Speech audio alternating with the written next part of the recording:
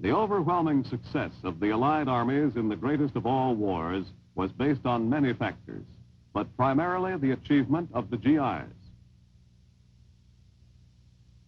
I have the proud privilege of speaking for a victorious army of almost 5 million fighting men. They and the women who have so ably assisted them constitute the Allied expeditionary forces that have liberated Western Europe. They have captured or destroyed enemy armies totaling more than their own strength. They have pushed triumphantly forward over the hundreds of miles, separating Cherbourg from Lübeck, Munich, and Leipzig. Merely to name my principal supporters in the Canadian, French, American, and British forces is to present a picture of the utmost in efficiency, skill, loyalty, and devotion to duty. The United Nations will gratefully remember Tedder, Montgomery, Spaatz, Bradley, Milot, Freer, and many others. But all these agree with me in the selection of the truly heroic figure in this war. He is G.I. Joe and his counterpart in the air, the Navy, and the merchant marine of every one of the United Nations. He has braved the dangers of U-boat infested seas. He has surmounted charges in the desperately defended beaches. He has fought his tedious, patient way through the ultimate in fortified zones. He has endured cold, hunger, fatigue. His companion has been danger. Death has dogged his footsteps. He and his platoon commanders have given us an example of loyalty, devotion to duty, and indomitable courage that will live in our hearts as long as we admire those qualities in men. In June 1945, General Eisenhower returned to the United States by government order to participate in a series of celebrations throughout the country for victorious American troops from the European theater. America greeted its heroes with wild acclaim in a stirring tribute to the men who had won the victory. The first and most enduring lesson of the Mediterranean and European campaigns was the proof that war can be waged effectively by a coalition of nations. Historic difficulties had been overcome, and the grave doubts that had existed on this point had been completely dispelled. Governments and their subsidiary economic, political, and military organizations had combined into one great effort in which no major difficulty could be traced to diverging national interests. Allied effectiveness in World War II established for all time the feasibility of developing and employing joint control machinery that can meet the sternest tests of war. The key to the matter is a readiness on highest levels to adjust all nationalistic differences that affect the strategic employment of combined resources, and in the war theater, to designate a single commander who is supported to the limit. With these two things done, success rests in the vision, the leadership, the skill, and the judgment of the professionals making up command and staff groups. In World War II, America and Great Britain understood and applied these truths. Foremost among the military lessons was the extraordinary and growing influence of the airplane in the waging of war. The European campaign almost daily developed new and valuable uses for air power.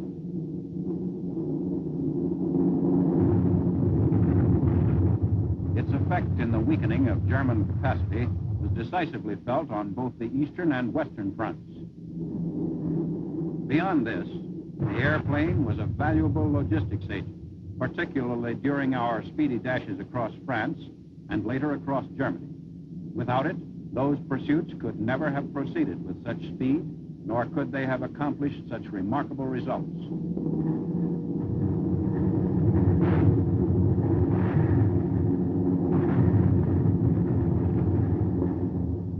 The combination of an overwhelming air force and the great mobility of ground forces enabled us to strike any chosen point along a front of hundreds of miles. Our experiences had reaffirmed the truth that unity, coordination, and cooperation are the keys to successful operations. War is waged in three elements: the there is no separate land, air, or naval war. Unless all assets in all elements are efficiently combined and coordinated against a properly selected common objective, their maximum potential power cannot be realized.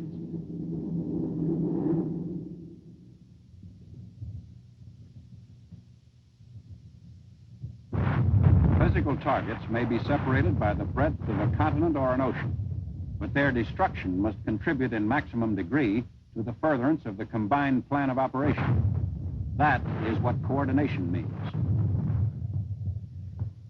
We re-examined the role of the fundamental agent in military success, the individual soldier. The trained American possesses qualities that are almost unique. Because of his initiative and resourcefulness, his adaptability to change, and his readiness to resort to expedient, he becomes, when he has attained a proficiency in all the normal techniques of battle, a most formidable soldier. Veteran organizations are normally more capable than those entering battle for the first time. However, experience in fighting does not engender any love of the battlefield. Veterans have no greater desire to enter the bullet-swept areas than have green troops.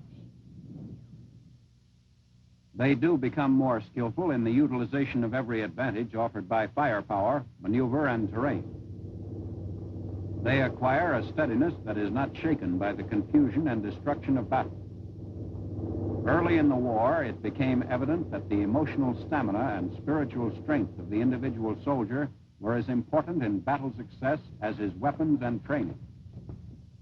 In any kind of warfare, troop morale is a decisive factor. The campaigns in the Mediterranean and in Europe had no prior parallel in the history of warfare. Throughout them, the United States Army had engaged in operations without comparable precedent since its establishment in 1775. For the operations in Africa and Europe, there had been involved the organization of a vast ground force, built around 47 infantry divisions and their artillery.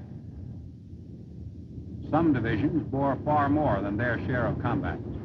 The 34th, 45th, 3rd, and 1st Divisions led in the number of days in battle, with total days in combat between 438 and more than 500. No pre-war definition of the Army's mission could adequately have forecast the scope or ramifications of its job against the European Axis. Victory in the Mediterranean and European campaigns gave the lie to all who preached or shall preach that the democracies are decayed, afraid to fight, unable to match the productivity of regimented economies, unwilling to sacrifice in a common cause. In dozens of ways, scientists and inventors transformed the face of war. Early in July, I learned that there would be a test in New Mexico of the atomic bomb, which American scientists had finally succeeded in developing.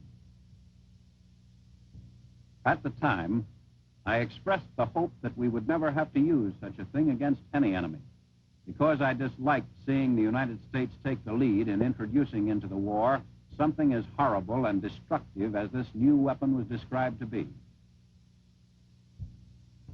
I did not then know, of course, that an army of scientists had been engaged in the production of the weapon and that secrecy in this vital matter could not have been maintained indefinitely. But in July 1945 at Alamogordo, New Mexico, the most critical experiment in centuries was shrouded in secrecy. The automatic controls got it now. Rob, this time the stakes are really high. It's going to work all right, Robert. And I'm sure we'll never be sorry for it. Well, in 40 seconds, we'll know. Only such leading atomic scientists as Dr. Vannevar Bush, Harvard President James Bryant Conant, and a few top government officials knew what was about to happen. Minus 10 seconds. Minus 5 seconds.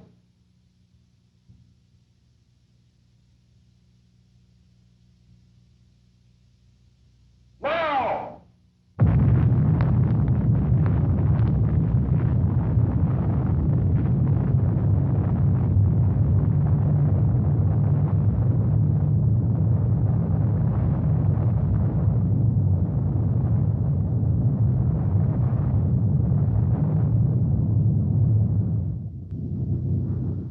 developments in method, equipment, and destructive power that we were studying seemed minor innovations compared to the revolutionary impact of the atom bomb.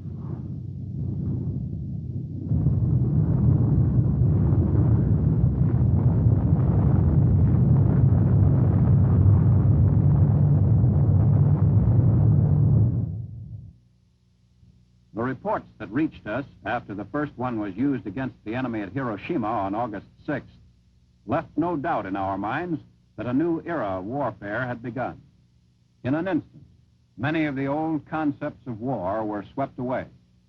Henceforth, it would seem, the purpose of an aggressor nation would be to stock atom bombs in quantity and to employ them by surprise against the industrial fabric and population centers of its intended victims. Even the bombed ruins of Germany suddenly seemed to provide but faint warning of what future war could mean to the people of the earth. But on all sides, there was evidence of the destruction that Hitler's ruthless ambition had brought about. Germany's bridges were down, her cities in ruins, and her great industrial capacity practically paralyzed. Between September 1939 and May 1945, millions of Europeans had been killed and many millions more left homeless. In Germany itself, after years of seeming invincibility, a carpet of destruction and desolation had spread over the land. Of all the distressing memories that will forever live with American veterans of the war in Europe, none will be sharper or more enduring than those of the DPs, the truly unfortunate who, for one reason or another, no longer had homes or were persecutees who dare not return home for fear of further persecution.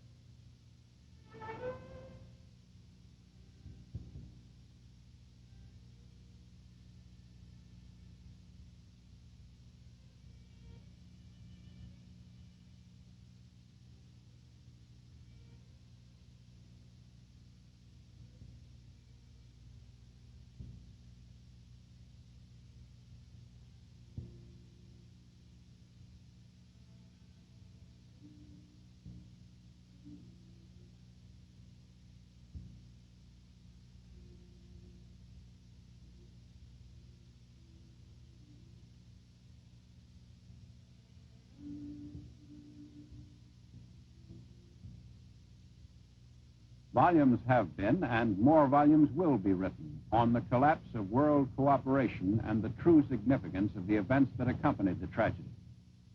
I felt and hoped that the lessons which 6 years of unremitting war had brought to the world would convince everyone everywhere that the employment of force in the international field should of necessity be abjured.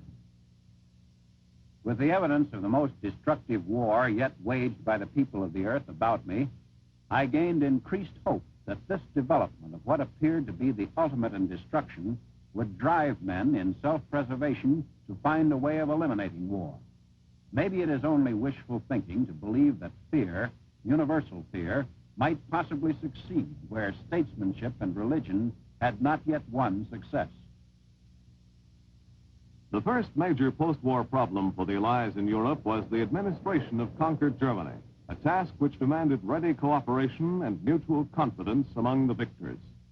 From the record of Russian contacts with the Western Allies during the war, we believed in the early summer of 1945 that success in joint government of Germany would be measured almost exclusively by the degree to which the Western Allies, both generally and locally, overcame Russian suspicion and distrust.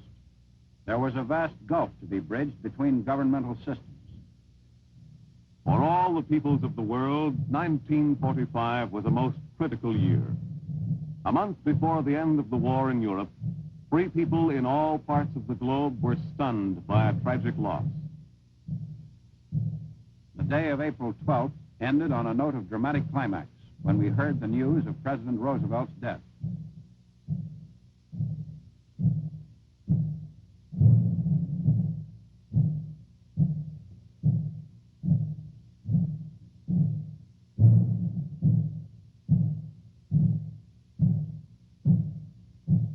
We pondered over the effect the president's death might have upon the future peace. 25 years ago, American fighting men looked to the statesmen of the world to furnish the work of peace for which they fought and suffered. We failed them.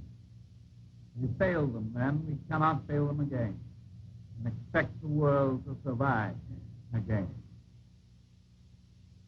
If all nations were willing to pool partial authority in a single headquarters with power to enforce their decisions, international unity could be attained. In the formation of the United Nations, however, this lesson had not yet been accepted. The compelling necessities of the moment leave us no alternative to the maintenance of real and respectable strength, not only in our moral rectitude and our economic power, but in terms of adequate military preparedness. To neglect this, pending universal resurgence of a definite spirit of cooperation, is not only foolish, it is criminally stupid. Thorough technical, psychological, and physical training is one protection and one weapon that every nation can give to its soldiers before committing them to battle. But since war always comes to a democracy as an unexpected emergency, this training must be largely accomplished in peace.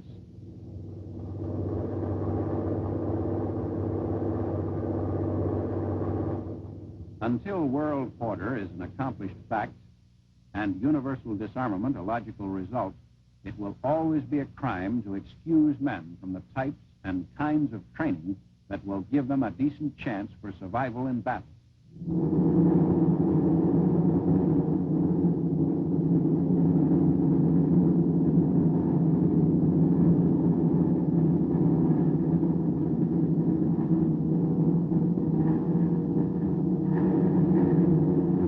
The lessons of 1914 and 1939 remain valid so long as the world has not learned the futility of making competitive force the final arbiter of human questions.